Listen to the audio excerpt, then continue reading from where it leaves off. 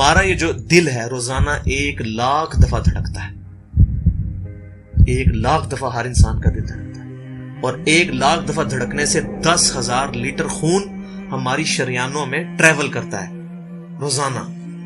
اور ہماری شریانیں جو ہیں, وینز جو ہیں, ان کو اگر جوڑا جائے تو 1,00,000 کلومیٹر بنتی ہیں. 2.5 چکر پوری زمین کے بن جائیں ہر انسان کی شریانیں اگر جوڑی جائیں. ان ساری شریانوں میں جو خون ٹریول کرتا ہے دل کے ذریعے, کیا یہ خود بخود ہو رہا ہے؟ پھر اس کے بعد اس چیز کے اوپر غور کریں کہ ہمارے جو گردے ہیں روزانہ 25 دفعہ ڈائلیسس کرتے ہیں. ایک ڈائلیسس کی قیمت مارکیٹ میں تقریباً 3,500-4,000 روپے ہے. 4,000 کو آپ 25 سے ضرب دیں, 1,00,000 روپے کا کام ہمارے گردے مفت روزانہ کر رہے ہیں بغیر کسی تکلیف کے. ڈائلیسس کروانے کے لیے تو ٹائم دینا پڑتا ہے, تکلیف کاٹنی پڑتی ہے. یہ ہمارے گردے خود بخود چل رہے ہیں. کیا زمین و آسمان کی ساری مخلوقات مل کے جس بندے کے گردے فیل ہو جائیں وہ گردے چلا سکتی ہیں دوبارہ؟ یا دل فیل ہو جائے تو دل چلا سکتی ہیں؟ یہ کوششیں ہوتی ہیں, بیٹری لگاتے ہیں, لیکن وہ کہتے ہیں کہ دل چل رہا ہے لیکن جان ختم ہو چکی ہے. اس طرح دل چلنے سے جان نہیں آ سکتی بیچ میں.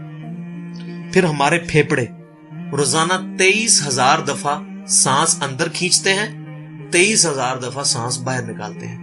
اور جو سانس اندر کھینچتے ہیں, آکسیجن جو ابزارو کرتے ہیں, یہ آکسیجن پورے جسم کے ہر خلیے تک پہنچتی ہے.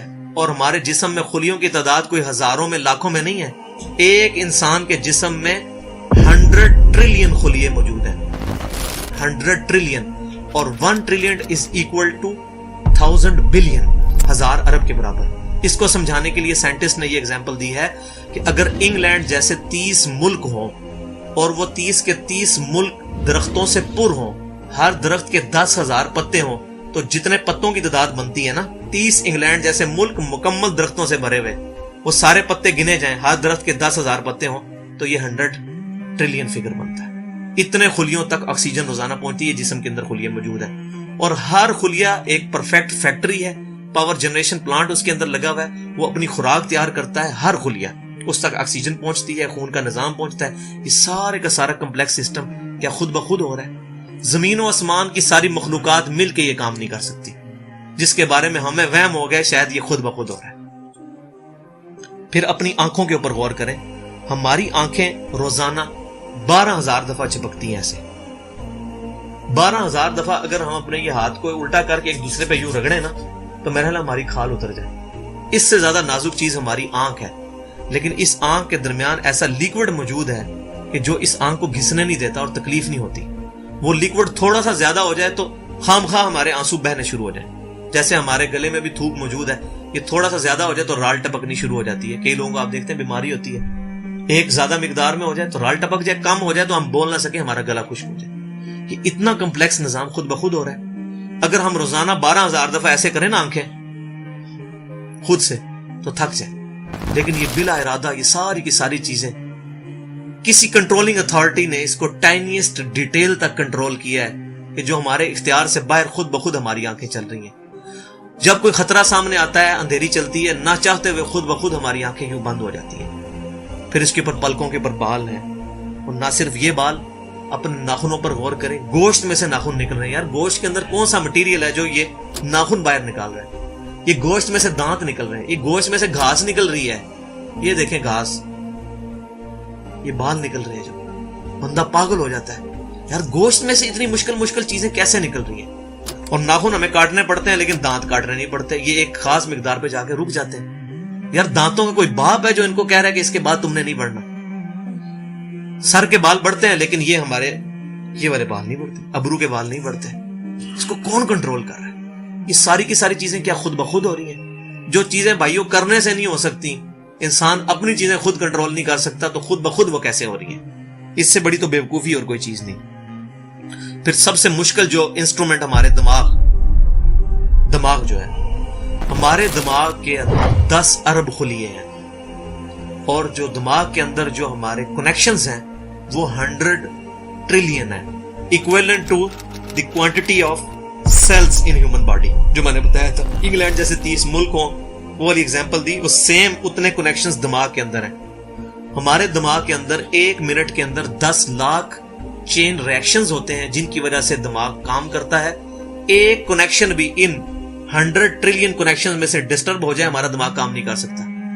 इतनी टाइनीस्ट डिटेल तक दिमाग को जो कंट्रोल किया है, ये क्या दिमाग खुद ब खुद अपने आप को कंट्रोल कर रहा है? जमीन और आसमान की सारी मखलूकात मिलके एक बंदे का दिमाग नहीं चला सकती अगर उसका दिमाग खराब हो जाए या कनेक्शन डिस्टर्ब हो जाए। ये अक्सर लोगों को ऐसा मसला होता है कि कहते हैं जी खून आ गया इसको और ये दिमाग जो है इसकी शरियान फट गई, ये हो गया। तो ये जो 10 लाख पर मिनट रिएक्शंस हो रहे हैं, इनकी वजह से हमारे पूरे जिस्म का जो निज़ाम चल रहा है, हमारे सूंघने की हिस्स, हमारे चखने की हिस्स, हमारी देखने की हिस्स, बाकी सारे नर्व्स का सिस्टम जो है ये दिमाग कंट्रोल करता है इन्हीं रिएक्शंस के थ्रू। फिर इंसान अपनी रिप्रोडक्शन पर गौर करे कि इंसान पैदा किससे हुआ है? मनी के एक कतरे से। मनी के एक कतरे के अंदर 1 करोड़ 20 लाख स्पर्म्स मौजूद होते हैं। हर मनी के कतरे में इतनी ताकत मौजूद है कि 1 करोड़ 20 लाख इंसान उसमें से पैदा हो सकते हैं एक कतरे में से। और उन 1 करोड़ 20 लाख स्पर्म में से सिर्फ एक स्पर्म जो है वो गाइड होता है। वो एक पूरी स्टोरी है, अगर मैं सुनाऊं उसके लिए घंटों चाहिए। और वो जाके जो मदर की ओवरी जो है उसको जाके फर्टाइल करता है और वहां प्रेगनेंसी ठहरती है और बच्चा बनना शुरू हो जाता है। उस एक स्पर्म को कौन रास्ता दिखाता है और वो किस मुश्किल रास्तों से गुजर के वहां तक पहुंचता है, इंसान पागल हो जाता है। अब नेशनल ज्योग्राफिक पे ये वीडियो चलाई थी उन्होंने, सारी चीजें दिखाई थी, तो इंसान पागल हो जाता है उस चीज को देखे। तो ये जमीन आसमान की सारी मखलूकात मिलके क्या एक बच्चा बना सकती हैं? पागल हैं सब के सब लोग, परेशान हो जाते हैं कि मनी के एक कतरे से इतना बड़ा इंसान कैसे बन जाता है। उस मनी के कतरे में तो कोई ऐसी चीज नहीं है जिससे आंख का ढेला बन जाए और उसके पीछे शीशा लग जाए। उसमें तो कोई ऐसी चीज मौजूद नहीं कि ये बाल जैसा मटेरियल निकल आए। फिर वो सारी की सारी चीजें इतनी परफेक्ट हार्मनी में बन के बाहर आती हैं पूरे सिस्टम के तहत। ये कैसे हो रहा है? जो काम जमीन और आसमान की सारी मखलूकात मिलके नहीं कर सकती, वो खुद ब खुद कैसे हो सकता है? इसीलिए बायोलॉजी के जो चंद लॉज फाइनल हुए हैं, उनमें से एक लॉ ये भी फाइनल हो चुका है, एक यूनिवर्सल लॉ बायोलॉजी का, कि living cells can never be produced from non living source. जिंदा जो खुलिये हैं, जिंदा चीज कभी भी मुर्दा चीज से नहीं बनाई जा सकती। जिंदा चीज से ही बनेगी, जिंदगी में से ही जिंदगी बन सकती है। अब खून, दुनिया के सारे केमिकल्स जोड़ लिए जाए, खून नहीं बन सकता। जिंदा बंदे का खून ही उस दूसरे बंदे को लगता है, क्यों कि लिविंग सेल्स है। तो ये बायोलॉजी का लॉ जो है ये फाइनल हो चुका है। तो अब तक जितनी मैंने डिस्कशन की, ये वो तमाम डिस्कशंस हैं जो आम इंसान, इसमें से मेजॉरिटी चीजें ऐसी हैं कि जो आम इंसान, चाहे आज का इंसान है चाहे 1000 साल पहले का इंसान है, वो इन सारी चीजों को ऑब्जर्व करके एक सुपर कंट्रोलिंग अथॉरिटी तक पहुंच सकता है, और वो अथॉरिटी है अल्लाह।